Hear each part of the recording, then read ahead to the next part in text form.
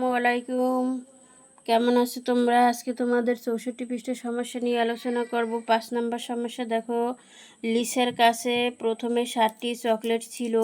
যদি তাকে আরও 9টি চকলেট দেওয়া হয় তাহলে তার কয়টি চকলেট হবে? এই দেখো, মনে করো লিসের কাছে এই 7টি চকলেট ছিল। তারপর 7টি দেখো, 1 2 3 4 5 6 7, তার কাছে আরও এই 9টি চকলেট দেওয়া হলো। কয়টি? 9টি। 1 2 3 4 5 6 7 8 9। এই দেখো, এখন তার কাছে অনেকগুলো হলো চকলেট। বেশি হলে কি হয়? যোগ হয়। দেখো এখন দেখো অনেকগুলো চকলেট হলো। এখন কয়টা চকলেট হলো লিসের কাছে গণনা করি। 1 2 3 4 5 6 7 8 9 10 11 12 13 14 15 16। তাহলে লিসার কাছে কয়টি চকলেট হলো? 16টি চকলেট হলো। এখন আমরা সমাধান করি। দেখো,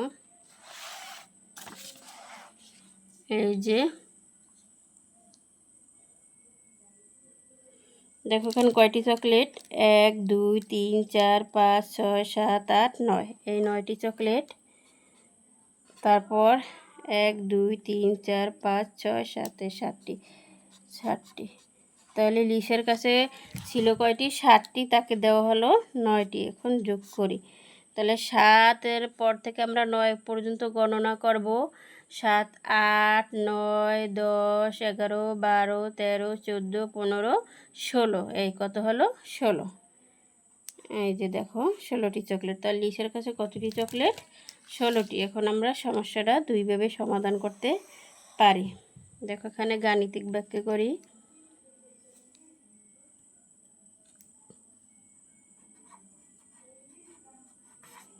গাণিতিক বাক্যে দেখো 7 যোগ 9 সমান 16। উত্তর 16টি। তারপর এখানে দেখো লিখে করি। লিসের কাছে ছিল, লিসার কাছে ছিল কয়টি? ছিল 7টি। দেওয়া হলো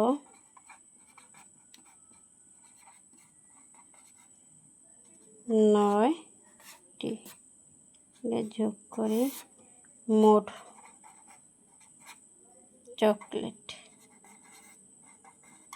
কয়টি? 16টি। উত্তর 16টি। আজকে এই পর্যন্তই। আল্লাহ হাফেজ।